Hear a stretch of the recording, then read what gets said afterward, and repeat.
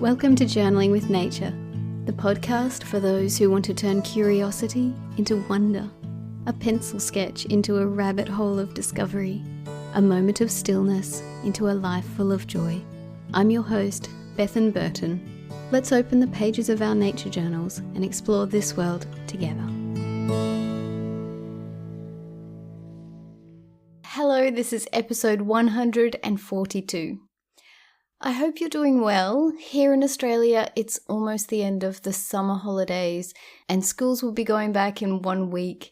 Work is starting again. People are slowly getting into the rhythm of the new year.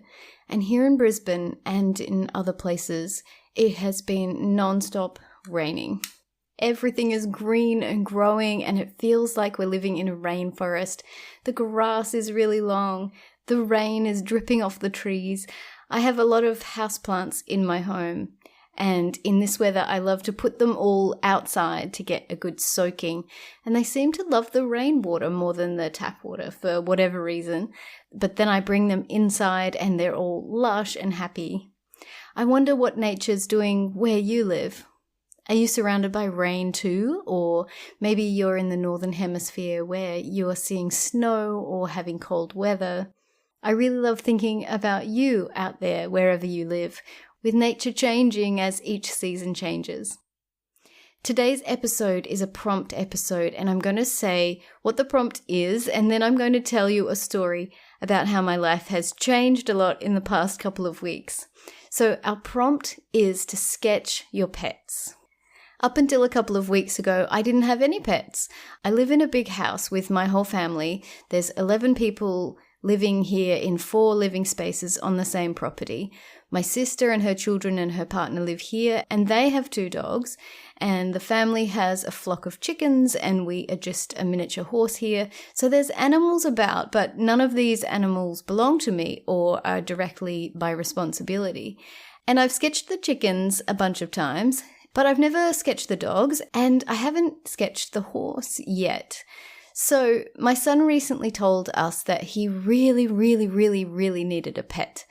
His father right away vetoed a dog because we had a bad experience in the past that was incredibly stressful and ruled out having a dog again. A cat was ruled out because we have no way to contain the cat and outside cats kill too many lovely creatures. So my boy suggested a guinea pig. Now, I remember having guinea pigs as a child and I was open to it, but I was a bit worried about taking on something extra when life is already so full. So I wrote a message to the forum of my son's school to ask other parents what their experiences were like before I dove in and got a guinea pig. So many of them said that guinea pigs were a huge amount of work for not much reward because they don't snuggle in the same way that dogs do. And one family was going on holidays and they offered that we pet sit their guinea pig while they were away to see if we enjoyed the experience. So that's what we did. We got this gorgeous piggy called Peanut and we adored him straight away. Right from the start, he was part of the family.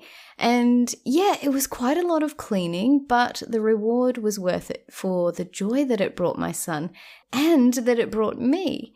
And I started loving him just as much. So then another friend said that they had a single guinea pig that needed a new home, and we decided to take him permanently. And his name is Caramello. Caramello was kind of depressed. He was staying in his hidey tunnel all day, and he was coming out just to take a bit of food and go back in and hide. So then, and this is something that I didn't know or that's changed since I was a kid when people just kind of had their guinea pigs in a little hutch out the back. Guinea pigs now are mostly kept indoors and you take them outside to have some time in the grass each day. Caramello came with an outdoor cage, but he was really sad, and so we brought him inside into a temporary enclosure in my living room. And we still had little Peanut, but Peanut and Caramello weren't friends, so he was in an enclosure in my son's playroom. But because of the rain, all the ants are coming inside and they were going into his enclosure. So I brought that guinea pig into my living room as well. So I suddenly had a house full of piggies and I was absolutely besotted with them. I was talking to them in the morning and waking up and getting them fresh veggies and even sitting with them when I have my coffee in the morning. And I've become kind of crazy about guinea pigs. So then the story goes on. We returned Peanut to our friend when they came back from holidays. And poor little Caramello was still alone and needed a buddy.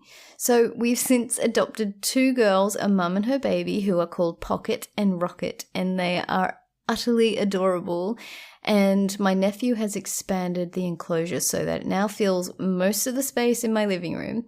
And I'm working so hard each day to keep it all clean while we wait for the delivery of their pen that we've ordered online, and I think maybe it's been held up because of all this rainy weather. I'm not sure, but we're still waiting.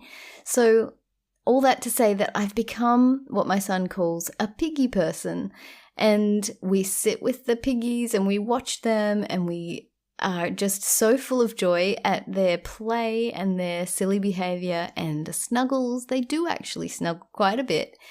And yesterday, he and I spent time sketching our little babies, and it was a wonderful thing to do. And although guinea pigs can be pretty quick and hard to sketch as they dart from one part of the pen to another, I was able to sketch them while they were eating and moving about.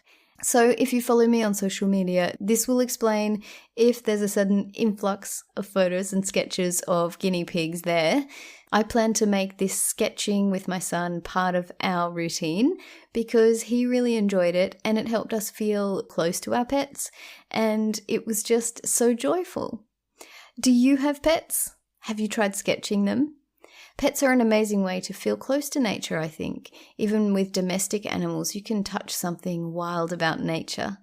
I don't think guinea pigs actually exist in the wild, but their ancestors or their relatives would have had the same instinct, the same need to hide and feel safe and to forage and play.